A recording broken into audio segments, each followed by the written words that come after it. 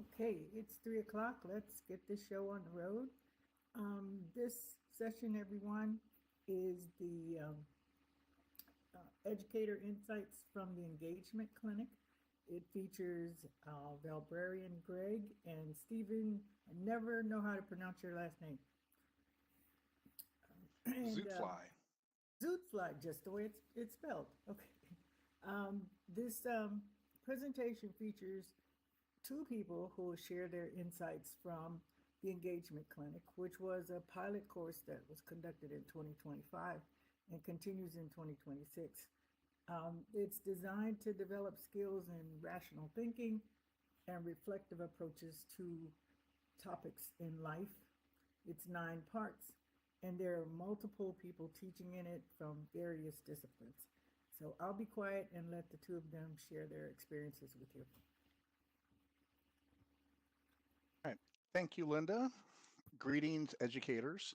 I am Stephen Gasior, Xootfly in Second Life, and I'm here with my collaborators to give you our insights from conducting a class called the Engagement Clinic in the summer of 2025. We hope that it is useful for those of you thinking about teaching in Second Life or other collaborative workspaces, and that it provides some degree of guidance to how to most effectively bring that collaboration together that leverages virtual worlds and other tools to develop a course.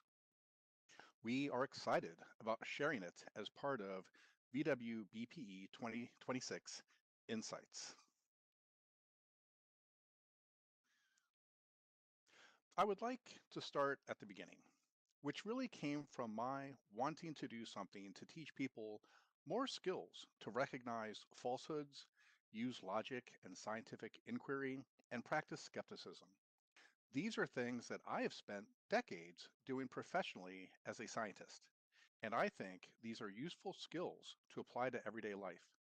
But the question also was, how do I go about it?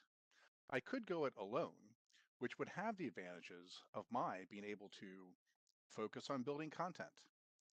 I would decide how the course was done, and it would only be scheduling myself. But the downsides of going alone would be the time spent having to learn new stuff and then be limited to my singular perspective. On the other hand, I could choose to make it group work and find collaborators. But the downside of that, time would be spent on organizing. I would also be negotiating what to cover and how. In addition, finding common times would be a significant amount of work. But there are major advantages, including additional knowledge that others would bring, as well as diverse perspectives to the topics that would be taught. In the end, it struck me that having this be a collaborative project was ultimately in the best service to the class and to the students who would attend. So collaborators it was. I'm a member of the Science Circle, and I reached out to Phil Youngblood and anybody else who would be interested.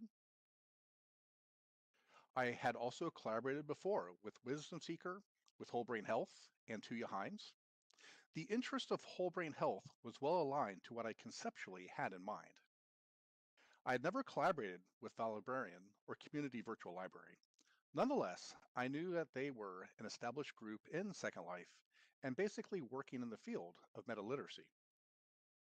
Finally, to bring it back full circle to virtual worlds best practices in education, Linda Sauterow hosted a discussion group at a prior conference about building resilience to scams and disinformation, which I participated in. A great topic and discussion, and there were plenty other people very interested in doing something to disseminate these ideas and develop skills.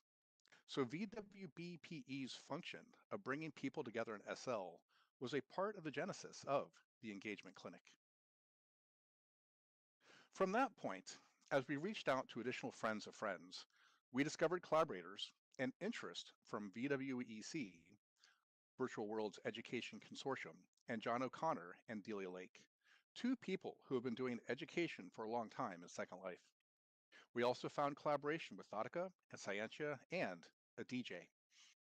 The real life professions represented here are educators, scientists, workshop leaders, and lifestyle coaches. The fields of study include biology, information science, mathematics, communication, and so on. The engagement clinic had its diverse perspectives.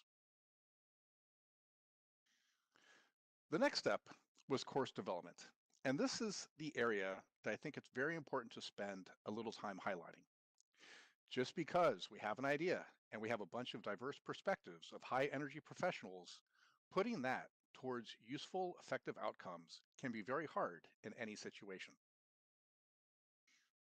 So we had a workflow, which was, as a group, we met several times to discuss the concepts we wished to share, what were the core values of the course, even something as simple as deciding a logo, the method of teaching, and finally, the specific topics.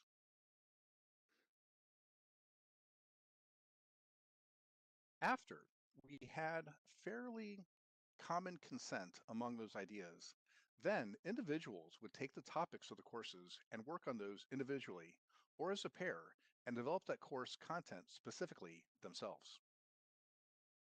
But before the class happened, we had group feedback sessions. We would share the material, talk through them, provide feedback, and revisions were made in order to really have the best set of materials for how the group understood the classes and where we were trying to go. And then finally, we had the classes. We did not have a home base. Facilitators were welcome to choose a place they were comfortable with. This provided some degree of collaborative spirit and gave students a chance to see where these diverse people really spend their time in Second Life on diverse projects. The course we put together ended up being 9 separate topics covering a spectrum of reasoning skills, self-awareness, and empathy. These classes, primarily developed by the individuals who taught it, presented a whole mindful approach, a metacognition approach to engaging with people, discussions, and the flow of information that challenges everyone every day. There was an important focus on one's potential sense of self to remain centered in today's world. Now, how did these collaborative sessions and the tools, how we did these collaborative sessions and the tools were one of the most important parts of our success. Second Life was the home base where we met. But when it came time to develop coursework, sharing it with others, making sure that we had a common access to what people were working on, we leveraged using Google Drive as much as possible. The tried and true method of making sure everybody is receiving information, which doesn't get capped in most cases, is using Gmail. But also, one could more easily share class materials within Google Drive. Finally, in order to make sure that we were meeting at the right times, Google Calendar was a great place to be able to make sure people were at the right place at the right time. In Google Drive, be they docs, sheets, or slides, you can share those as media on a prim in World. And as long as you're making sure you're on the same page or the same slide verbally, then everybody is working on the same space at the same time. You can work on the document collaboratively in Second Life. We found this to be a very powerful way to make sure that we were having very smooth conversations about the revisions that we were working on. And you'll see here in this next slide is an example where Val and I were sitting down at our current engagement clinic to collaborate on this talk.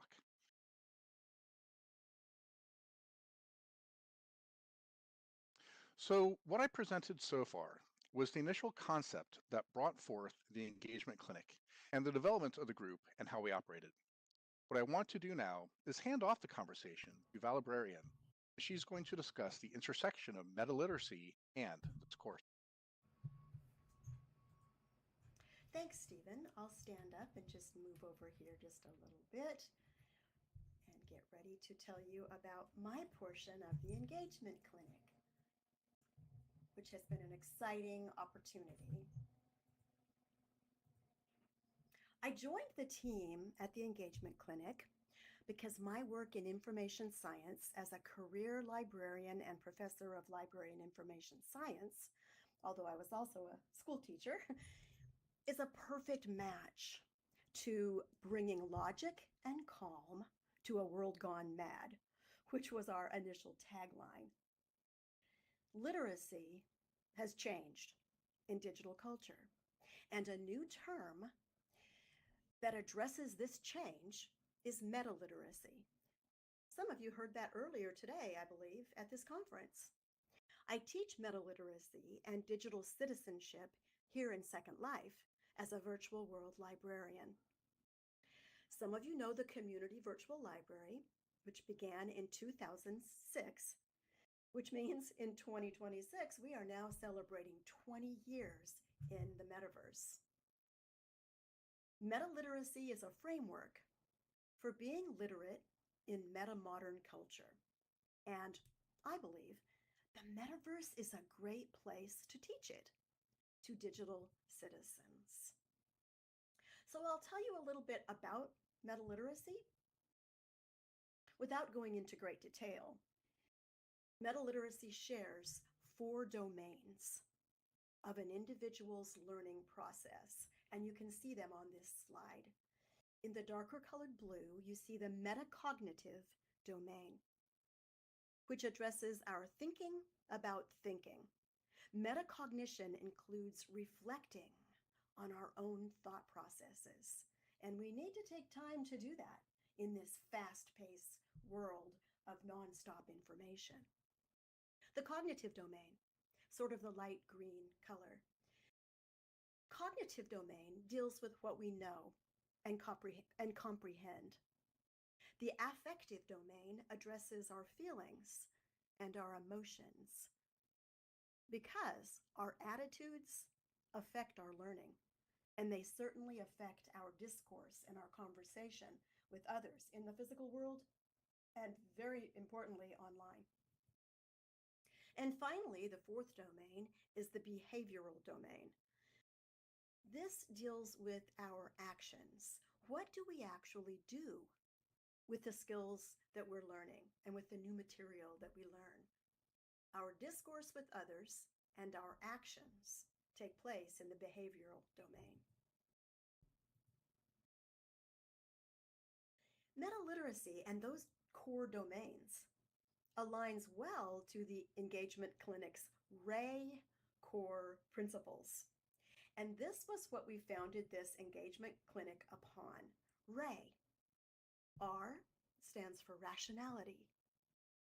Learn how to construct logical arguments, evaluate evidence, and distinguish solid reasoning from misleading claims. That's the R in RAY. A is for affirmation. Remember the affective domain of meta-literacy. Here it is. Affirmation is to understand that persuasive communication also requires empathy, recognizing others' perspectives, values, and emotional stakes in a discussion. And finally, the E in RAY is emotional intelligence, to develop self-awareness and resilience. Know your limits in conversation. Know when to engage deeply and when to step away while remaining fair and kind. Ray.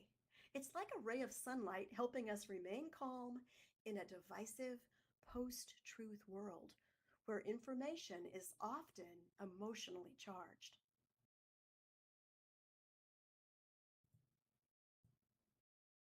One reason we need to rethink our literacy is the impact of social media on information. Research now shows that posts with negative emotions are shared more often than posts with positive ones. Social media gave everyone a voice, but that cacophony of nonstop voices, without any expert gatekeepers who use logic, makes navigating information extremely difficult.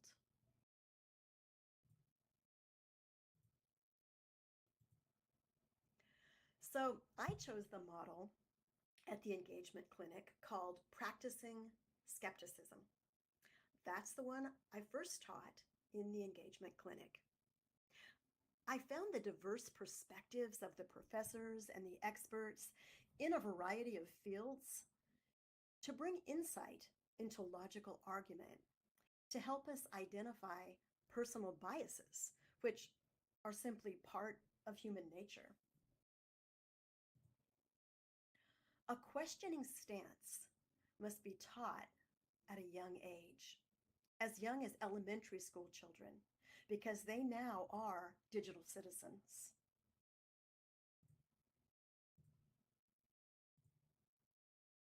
When we encounter differences of opinion, either in the physical world when we're having conversations or online, when we encounter different points of view and perspectives, it is essential to keep an open mind. And here's a quote that I found that I really like this. It says, "Do not think of knocking out another person's brains because he differs in opinion from you. It would be as rational to knock yourself on the head because you differ from yourself 10 years ago." That quote is by Horace Mann, and I think it illustrates that life is a long learning process. We're all lifelong learners, and we do not learn in isolation.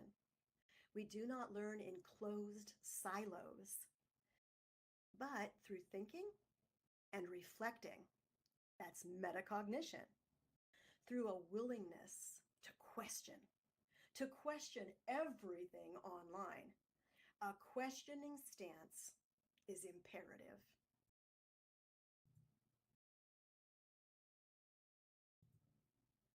In addition to the skepticism module, I also taught the final class of the engagement clinic, which was called Your Learning Future.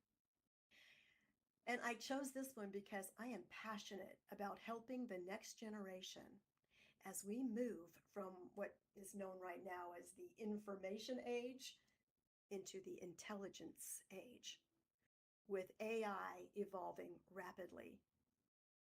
Most of you know that kids are already in the metaverse. Millions of them are in Roblox and Minecraft. And educators need to understand the potential that the metaverse has for deep learning. I often say for teaching them that it's more than slaying zombies.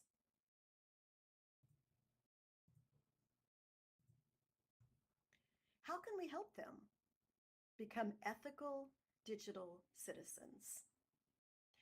I often close workshops and classes that I teach here in Second Life at the Community Virtual Library with that question. How can we help teach them to be ethical digital citizens? You'll see in this slide, there's a colorful wheel circle that has the 8 elements of digital citizenship that help us dig into what it means. And this totally aligns with meta-literacy. Our learning future requires real thought. Your learning future, mine, and certainly the young children out there facing a new meta-modern era. They must understand how to engage in discourse, both in the physical world and in the metaverse. And when I say meta-modern era, a foundational element of that is this word. I'll type it in chat. It's not in my speakeasy. Oscillation. We oscillate between the physical world and the virtual one. We oscillate between many different concepts, between, in the future, human intelligence and artificial intelligence, and we understand the best practices of both. I think the engagement clinic exemplifies a unique model for deep learning across distance in a virtual world. And I particularly enjoyed the rich and varied perspectives of the instructors coming from different disciplines and different subject areas and really different areas of the world. It was a global collaboration. Since these instructors were from across the globe, yet here they were all together in the metaverse, which is a real place. I like to say the metaverse is a place, not an app. It's not the endless scroll that's disposable. We come here again and again in a persistent yet dynamic place. And I think this engagement clinic course exemplifies best practices for education, which aligns with the VWBPE, Virtual World's Best Practices in Education Conference for 2026. So thank you to Stephen. Thanks, Stephen, for this innovative open source collaborative course experience. Back to you. All right, thank you, Val. Now, I developed the class, The Structure of Scientific Arguments. I described how science develops its claims to truth and how that structure can be used in everyday engagement for everyone. Its main point is that there are layers to how scientific ideas are developed. Multiple experiments go into journal articles. Journal articles become a body of work along with review. These bodies of work go into formulating the scientific theory. The engagement clinic resembles the structure of science in that the community of scientists who collaborate but bring different perspectives to scientific questions is very powerful and a very robust way to discover scientific truth, something worth being aware of. Final thoughts. Second Life, with persistent spaces and synchronous meetings, combined with online tools for asynchronous development and archiving, equals a new way of teaching collaboratively, a very effective way to leverage diversity within the membership for a unified course development. And we are interested in hearing your questions and comments. Thank you for your attention.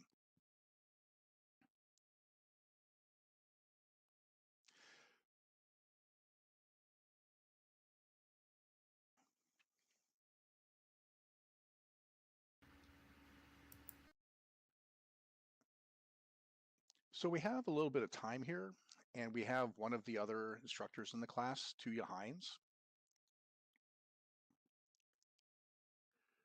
So I'm wondering if she would like to make a quick comment about her thoughts on the class. This is a bit spontaneous, but I think it'd be interesting to ask her what she thought about it.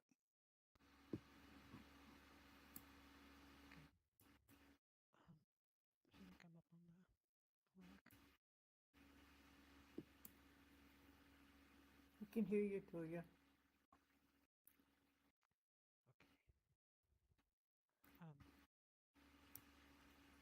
Guess that's why I didn't schedule to join the group. So I scrambled to put together some cogent ideas, thoughts about this. Primarily I'm thinking about evolution, and that's a theme of an exhibit that I put together for this conference. 10 years ago, I presented Hero Walk and its structure and theory. And since then, there have been a number of developments that I incorporated into it, really to make it more self-guided. And I'm writing a paper on that evolution. Part of that evolution is the employment of AI in creating sound, and also creating scripts and build it in scripting language. So as far as the evolution of this course that Ben and Val are presenting today, I think back to late when I began computing, but the nascent form. And many of the problems that we face today weren't seriously considered. But early on, uses of computing was included gaming. And my first enjoyable gaming experience was Farmville, which was a collaborative online game. And I liked it because it was very positive. Things grew. We grew community. Um, and there wasn't much opportunity for deceit. But nowadays, it seems like it's deceit. Um, it seems like the rule rather than the exception. So my part in engagement clinic is class 8, which is on logical fallacies. And the first time I presented it with John O'Connor, and I thought we did a pretty good job. This next round, in about a month, I'll be doing the course solo, and I'm redesigning it for that purpose. But also, I can see the need for more engagement with the students. So I'm building into the course more opportunities for back and forth dialogue. And that's been a challenge, but also takes the course in another kind of direction, away from me and more toward you. So that's where I'm at in the course, and I guess that's about all I have to say at this point. Thank you. Well, thanks to you. Val, there was a question in local chat from Roy Sutton saying, hey, do you think the fact that we are avatars here and observing ourselves helps with metacognition? Because it's like pulling yourself out of your head and being able to reflect on a digital being you're looking at. Yes, I would love to comment on that question. I think it was written in such a cool way because that is true. What your avatar is you, but yet you're sort of outside of yourself, and it forces you to be metacognitive. I've often found, and maybe some of you will agree, you can type in chat about this or we'll have more conversation.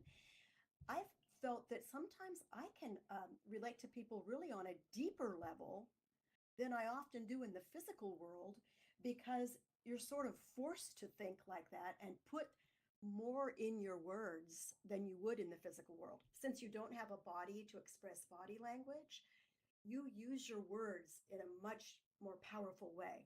And so I've gotten to know some people, and I would have to say I have friends here that are as deep in friendship as any I have in the physical world. Does anybody agree with that? I mean, you can get to know someone here just on the deepest level like you can in the physical world, even though you've never met them in the physical world. So I think it really speaks to what Roy was saying. You really need to use your metacognition here if you're going to fully enter and participate in this in a real way. Now, I will say something to address that question that we encounter virtually Second Life or other platforms, that people's own perceived distance from an avatar or a login name and playing a role can sometimes contribute to people saying and behaving in ways that is just for the point of trolling or be provocative. And so one thing that we try and do in the engagement clinic is just remind us that we can only control ourselves, and we can say, let's just try and recognize that and not react to it.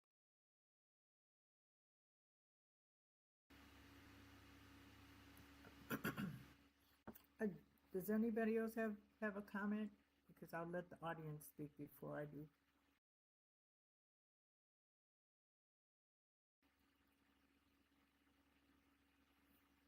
Well, today happens to be my 19th year here.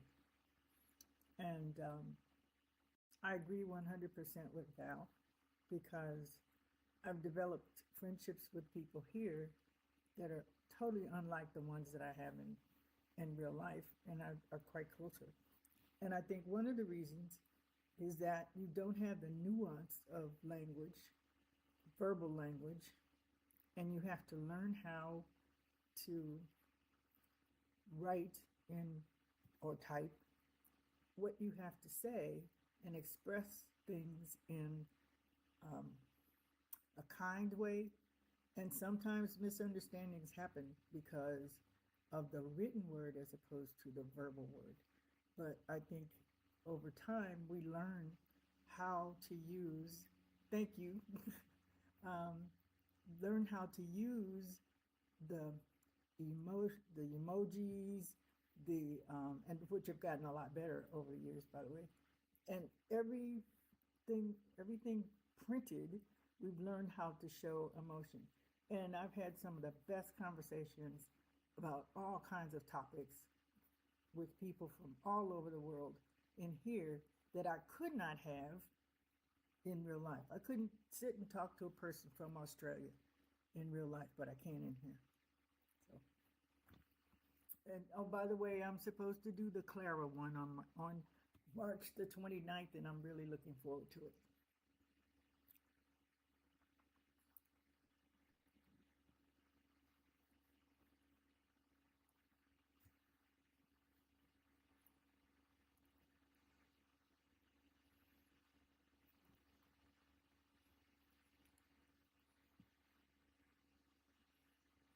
Exactly. Much better than Zoom.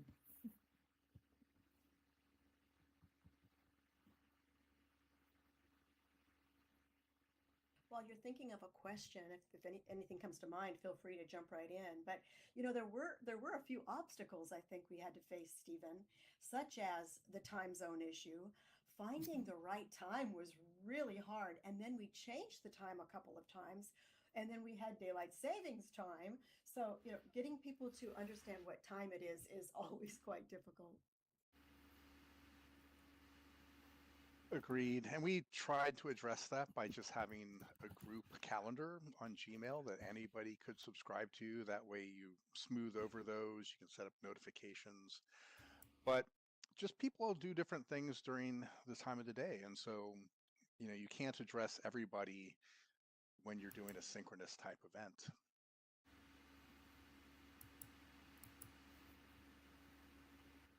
And one other thing I don't think we mentioned that I really found a benefit of the engagement clinic is that we got to see different teaching styles. When I was a writing trainer, I got to go visit different campus and like watch different teachers, the way they interacted with their students. And watching other teachers really benefits you because you kind of get tips on how they maneuver their class. And the engagement clinic had some great interactive sessions where we got to practice what we thought was a fallacy or what we thought was like, you know, not well constructed research, and it made it really it brought it home when you actually got to practice it, not just hear a lecturer talk about it.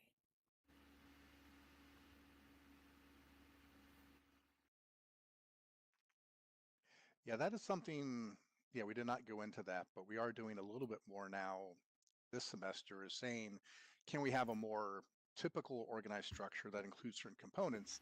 And one of these is to have an in-class engaging activity for people to start this practicing, to start get it wrapped around their head and how they want to do it going forward. But I wanted to ask you, Stephen, if you continue this, if this is still the main idea, it was sort of presented to the participants that if you didn't come to all 9 sessions, that's certainly not a requirement. You can just pop into whichever ones. It's kind of like they all stand alone, yet they all sort of flowed together as well. Yeah, and I can bring that class list back up because I didn't go through it in specifics, but we tried to cover the Ray concept with diverse topics, but any given topic, you didn't have to have a prerequisite. It was like going to a 1-hour workshop in recognizing fallacies, how does science thinking work, what is skepticism, uh, logical fallacies, Clara, basically peaceful interactions. And so I think that ends up working well as an engagement clinic 101, a survey class. Come to them when you want, come learn. And then if we do as we do new versions of them, we're going to totally swap around who does which classes next time we do this, and that way you'll get another perspective on the same set of core materials. But we had a question from Rhiannon. Yeah, will it be run again or something self-guided from what came out of it? And did all participants have to lead a class? Well, no. So, I mean, the 6 facilitators you'll see listed up here, they all ran a class. We were the facilitators. People who came to class were not, obligated to teach in any way whatsoever. Now, we are hoping to make something here that can be the basis for people to learn on their own. We haven't really envisioned the specifics of doing that. But part of the reasoning behind that is we could have an engagement clinic 200 and take any one of these topics and actually have something where you did the prerequisite and then go on to a more advanced learning pathway.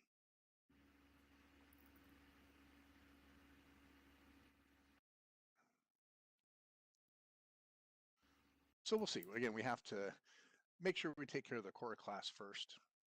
But, oh, sorry, and one thing that is our intent, as Val was mentioning, that we are hoping to take this core set of materials and just release them as a common license that anybody can take and adopt them for their own version of an engagement clinic 101, as in parts, pieces, or as a whole, and then use it from there.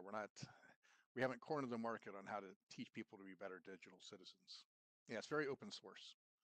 Yes, and that's another reason that I'm involved is I find that fascinating. I don't know if this has ever been done before.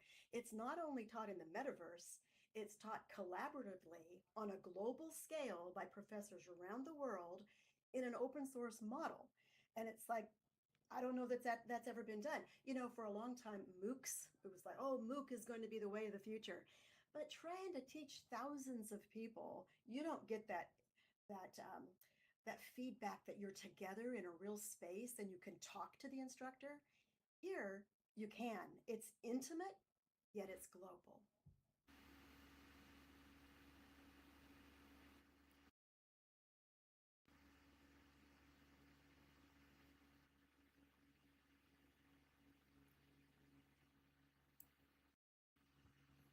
And I'll point, as Linda was mentioning, Linda is going to come in and teach the Clara class, which was the class taught by somebody else last semester, but we can start with understanding that core lesson, and she can develop materials from those resources, look at the common, the commonly utilized sources, but then do her own spin on it, put her own way of thinking about how to put that together. So we're looking forward to that. But that's kind of the model of, we have some core set materials, really kind of anybody can work with them. Don't you find it interesting, this idea of it being cross-disciplinary as far as a lot of different subject matter? Because, as humans, we all tend to view the world through our lens, our particular subject area. And when we taught this, you really got it from another completely different perspective. And as a librarian, seeing research, because I've taught research, but seeing it through the eyes of a scientist, more of a physical scientist than an information scientist, was a different look at research, which I think is very rich and powerful.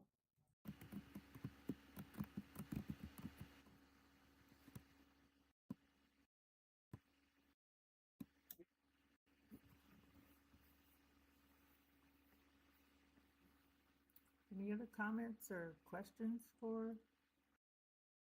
We've got about 20 minutes left.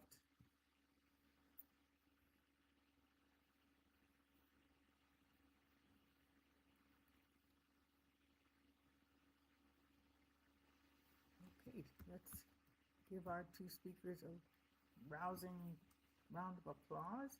And thank you both very much for a very insightful presentation.